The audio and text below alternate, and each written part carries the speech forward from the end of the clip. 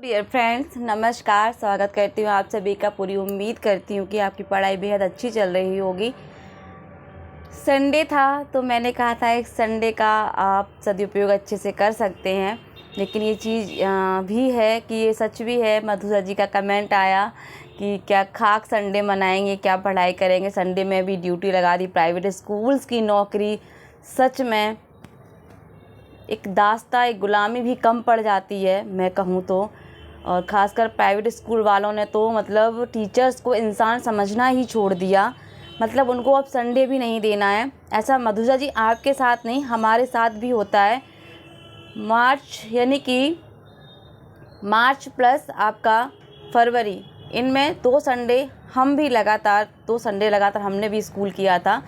Functions थे कुछ, तो लगातार 2 संडे जाना। और उसके बाद भी चलिए छोड़िए, आप सब समझते हैं कि प्राइवेट स्कूल्स की क्या कंडीशंस है और क्या टीचर को समझा जाता है, क्या उनकी वैल्यू है। तो शायद इसीलिए आज हम जो अपने खुद के लिए जंग लड़ रहे हैं, प्रिपरेशन कर रहे हैं, इन सबसे जूझ रहे हैं समस्याओं, सिर्फ इसीलिए कि कम से कम इस बंधुआ मजदूरी, गई गुजरी जानवर वाली जो ज़िंदगी प्राइवेट स्कूल्स में हम जी रहे हैं, वो हमारे साथ ऐसा ना हो। कम से कम हमें एक सुरक्षित भविष्य और बिना किसी टेंशन के एक हम अच्छी पोस्ट, अच्छी नौकरी पा सके। इसीलिए तो हम सब भाग दौड़ प्रयास में लगे हुए हैं। तो मधुरा जी आप परेशान नहीं हुए, आपकी जैसी हमारी भी स्थिति है।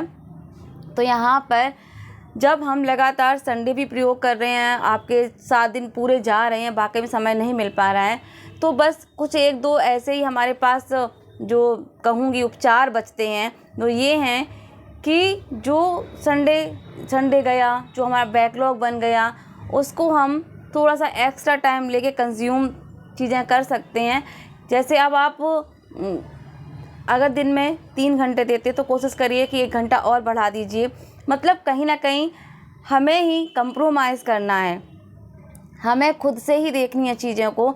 हमें कोई देखने नहीं आएगा, हमारे साथ किसी की सिंपैथी नहीं है। और सिंपैथी हो के होगा भी क्या, करना तो हमें ही है, झेलना हमें है, सब कुछ करना हमें ही है। जब हमें स्वयं से करना है तो स्वयं से ही हमें समस्याओं का हल भी निकालना होगा। तो यहाँ पर हाउस वाइफ हैं प्लस प्राइवेट जॉब है, तो भाई इन समस्याओं का हल हमें खुद ही निकालना पड़ेगा। हम परेशान हों, बार बार हमें एक्सक्यूज़ दे कि टाइम नहीं है, ये नहीं है, तो कहीं ना कहीं हम अपने लिए ही कुछ गलत कर रहे हैं। इस बात का ही विशेष ध्यान रखें। अगर स्कूल से आप 3 बजे आ जाते हैं तो 1 घंटा रेस्ट कर लीजिए। मैं तो ये कहूँगी घर के कामों को अभी इग्नोर मारिए, जो बहुत ज़रूरी है केवल दाल रोटी सब्जी उसको ही बनाइए बस। उसके अलावा लगे आपको कि एक्स्ट्रा काम बहुत सारे, उनको तुरंत वहीं की वहीं छोड़ दीजिए। कुछ नहीं करना है आपको, सिर्फ आपको अपनी पढ़ाई पर फोकस करना। कुछ ही दिनों की तो बात है, कौन सा ज़िंदगी है, हमें यही रूटीन लेके चलना है। 1-2 महीने की बात है मुश्किल से, तो इस 1-2 महीने में इतना कंप्रोमाइज़ तो घर वाले भी और आप स्वयं से भी कर सकते हैं ना।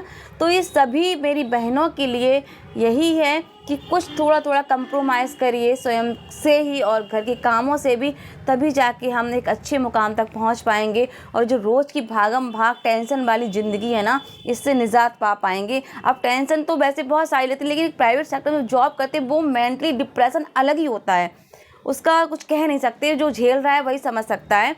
तो यहाँ पर मधुजा जी और मेरी जो और भी बहनें हैं, तो इन चीज़ों को आप बहुत ज़्यादा माइंड मत करिए, परेशान मत होइए। बस अपने साथ कामों के साथ कंप्रोमाइज़ करना थोड़ा शुरू करिए और कोशिश ये करिए कि जितना बेहतर तरीके से आप अपने लिए समय दे सकते हैं, पढ़ सकते हैं, तो पूरी कोशिश करिए, सब कुछ अच्छा ही होगा। बाकी यहाँ पर कि KBS NBS मैंने कल भी बताया था, तो चीज़ें अच्छे से हो रही हैं, बहुत अच्छा डिसीजन भी आया है। तो जो न्यू कैंडिडेट्स हैं, फिर से कहूँगी प्रॉपर तैयारी में लगे रहिए, बहुत अच्छी वाली तैयारी करिए, क्योंकि वैकेंसीज तो आएंगी KBS NBS की। तो जब जैसे ही आती हैं आप अपना परचम लहरा दीजिए।